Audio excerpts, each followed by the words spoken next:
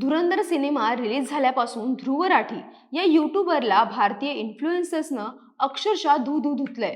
सुरुवातीला धुरंधर सिनेमाला propaganda movie म्हणून त्यानं 29 मिनिटांचा व्हिडिओ बनवला, ज्यात सुरुवातीला धुरंधर चित्रपटाची पॅरोडी फिल्म तयार केली. धुरंधर चित्रपटात दाखवण्यात आलेल्या कथानकाचा आधार घेत पुलवामा हल्ल्याचा संबंध सध्याच्या सरकारशी जोडत प्रश्न विचारला. इथवर सगळं ठीक होतं. ध्रुव राठी ज्या प्रकारचं कॉन्टेंट तयार करतो त्याला अनुसरून सगळं काही सुरू होतं. पण 7 मिनिटं 30 सेकंदानंतर जे काही सांगण्यास सुरुवात केली त्या गोष्टीवरून त्याला सोशल मीडियावर प्रचंड ट्रोल करण्यात आलं.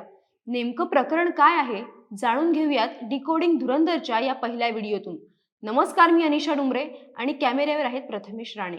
ध्रुव राठी म्हणतोय की भारतानं आजपर्यंत कुठल्याही प्रकारचे स्पाय एजंट पाकिस्तानमध्ये पाठवलेले नाहीत. स्वतः भारत सरकारनं विविध बातम्यांमध्ये याची कबुली दिलीय.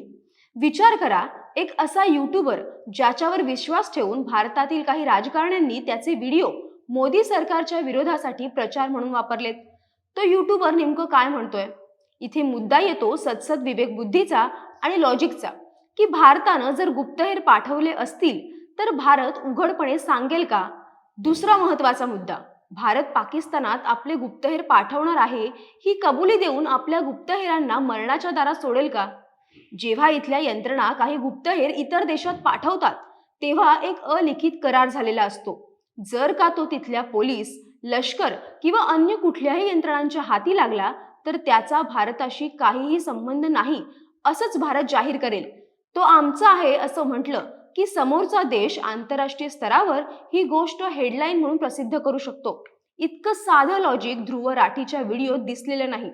अर्थात याबद्दल भारतातील एका नेत्याच्या घोडचुकीमुळे काय घडलं ते आपण व्हिडिओच्या शेवटच्या टप्प्यात पाहूया. पण त्यापूर्वी ध्रुव राठीला चित्रपटाबद्दल नेमका काय आक्षेप आहे ते आधी जाणून घेऊयात. मुंबई दहशतवादी हल्ला 26/11चा उल्लेख या चित्रपटात करण्यात आलाय. अर्थात 26/11 हल्ल्यातील ज्या ज्या दहशतवादी आणि त्यांच्या म्होरक्यांचा या समावेश होता त्याबद्दलचा उल्लेख ध्रुव राठीला खटकतोय.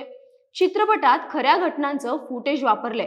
अजमल कसाब, बाबू डकेत, रहमान डकेत, चौधरी असलम ही सगळी पात्र पाकिस्तानात होती आणि त्यांनी भारताविरोधात काय काय कारस्थानं रचली ही त्यात स्पष्ट दाखवण्यात आली आहेत. यानंतर चित्रपटात बनावट नोटांबद्दलचं एक संपूर्ण चॅप्टर दाखवण्यात आलाय.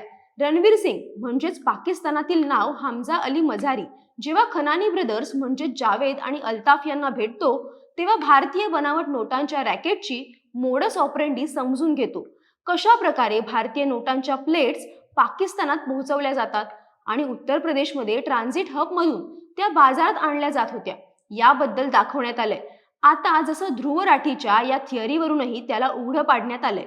दुबईच्या चकचकीत इमारतींच्या आडोशानं जगभरातील दहशतवादाला रसद पुरवणारा जावेद खनानी नेमका कोण होता आणि त्याचा शेवट नेमका कसा झाला सांगते. दुबई म्हटलं की आपल्याला बुर्ज खलिफा आणि सगळी चकाकती दुनिया डोळ्यांसमोर उभी राहते.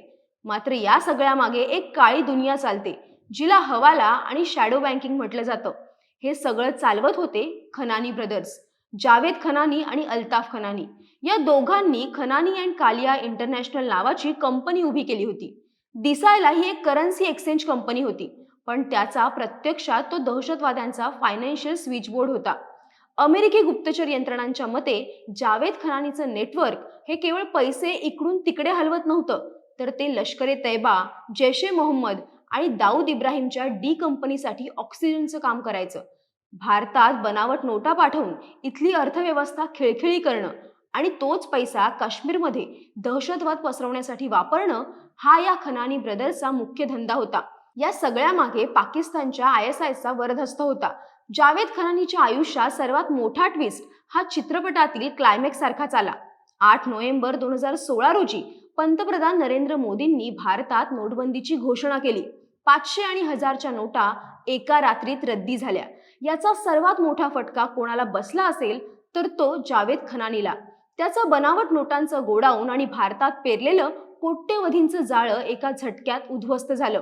नोटबंदीच्या अवघ्या 1 महिन्यानंतर डिसेंबर 2016 मध्ये कराचीहून एक बातमी आली. जावेद खनानीचा एका निर्माणाधीन इमारतीवरून पडून मृत्यू. हा अपघात होता.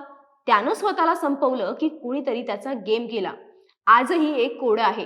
भारताचा नोटबंदीचा हा निर्णय जावेद खरानीसाठी मोठा झटकाच होता, कारण त्याची सगळी ताकदच संपून गेलेली. त्यातून त्यानं स्वतःला संपवलं असं बोललं जातं. खरानीनं ज्या प्रकारे स्वतःला नोटबंदीनंतर संपवलं, ही थिअरी ध्रुव राठी सांगायचंच विसरून गेलाय. मगाशी म्हटल्याप्रमाणे भारतातील एका नेत्यानं घेतलेल्या एका निर्णयामुळे भारताच्या सुरक्षा यंत्रणांना एका मोठ्या परिणामाला सामोरं जावं लागलं होतं. ते नेमकं काय होतं? तर 1977 मध्ये जेव्हा मोरारजी देसाई भारताचे पहिले बिगर काँग्रेसी पंतप्रधान झाले, तेव्हा असं वाटलं होतं की एक नवीन युग सुरू होईल. परंतु या युगाची सुरुवात एका चुकीच्या निर्णयानं झाली, ज्यामुळे केवळ भारताची गुप्तचर यंत्रणा नष्ट केली नाही, तर पाकिस्तानला अणुशक्ती बनवण्याचा मार्गही मोकळा केला. नेमका काय होता हा निर्णय? सांगते. 1970च्या दशकामध्ये रॉ केलेल्या प्रमुख मोहिमांपैकी एक म्हणजे पाकिस्तानच्या अणुचाचण्यांवर, विशेषतः कहुता अणुकेंद्रावर लक्ष ठेवणं. रॉच्या गुप्तहेरांना हुशारीनं कळलं होतं की पाकिस्तान स्वतःचा अणुबॉम्ब बनवण्याच्या मार्गावर आहे. ही खूप मोठी प्रगती होती आणि रॉला या गुप्त माहितीचा फायदा घेण्याची संधी मिळाली होती. 1978 मध्ये रॉनं तत्कालीन पंतप्रधान मोरारजी देसाईंना या गुप्त कारवाईसाठी निधी मंजूर करण्यास सांगितलं. योजना अशी होती की पाकिस्तानी मोल्सना पैसे देऊन कहुता प्लांटचे ब्लूप्रिंट मिळवणं. एक असं पाऊल जे पाकिस्तानच्या अणु कार्यक्रमात अडथळा आणू शकलं असतं. पण इथून या कथेला एक अनपेक्षित वळण मिळतं. देसाईंनी रॉचा प्रस्ताव स्पष्टपणे नाकारला. आम्ही आमच्या शेजारच्या अंतर्गत बाबींमध्ये हस्तक्षेप करणार नाही, ही एक आदर्शवादी भूमिका जी शांततेच्या काळात उदात्त वाटली असती, परंतु वास्तवात भूराजकीय संघर्षादरम्यान ती विनाशाचं कारणच ठरणार होती.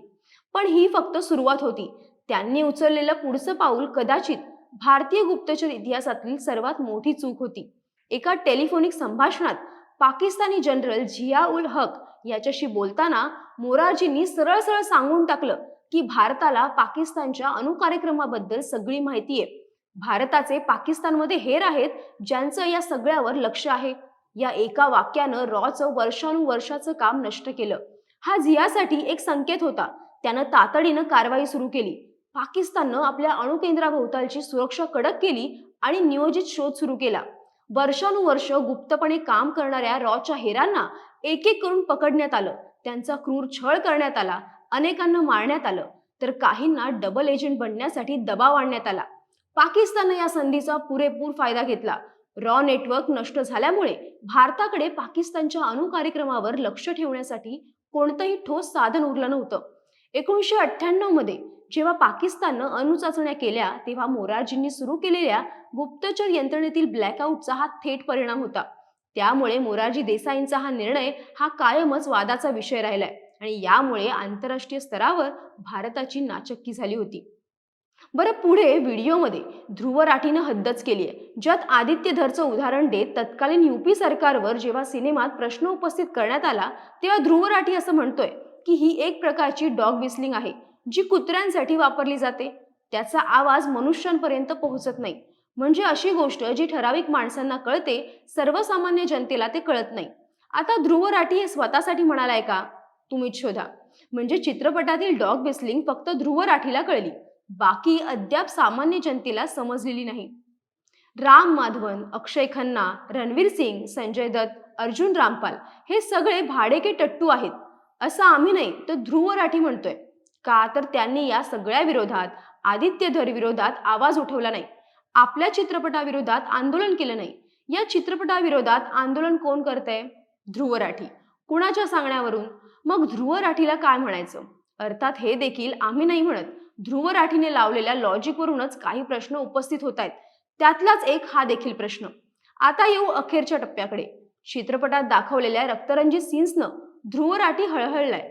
हा चित्रपट रक्तपिपासूंनी भरला आहे असं तो म्हणतोय. यापूर्वी एनिमल आणि once upon time in Mumbai बद्दल त्यानं असाच व्हिडिओ केला होता.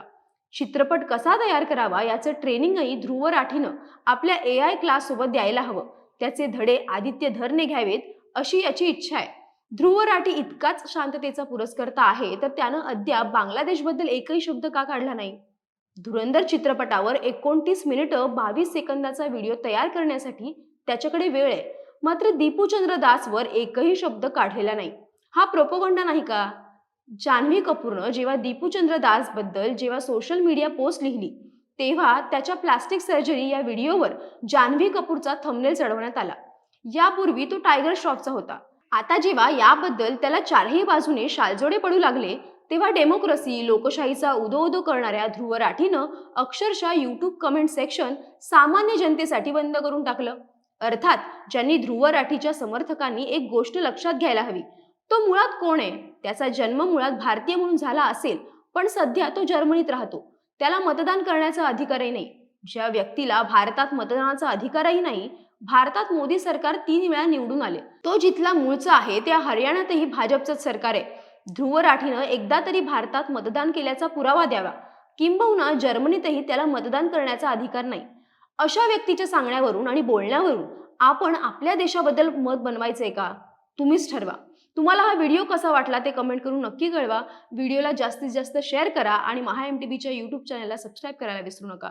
धन्यवाद.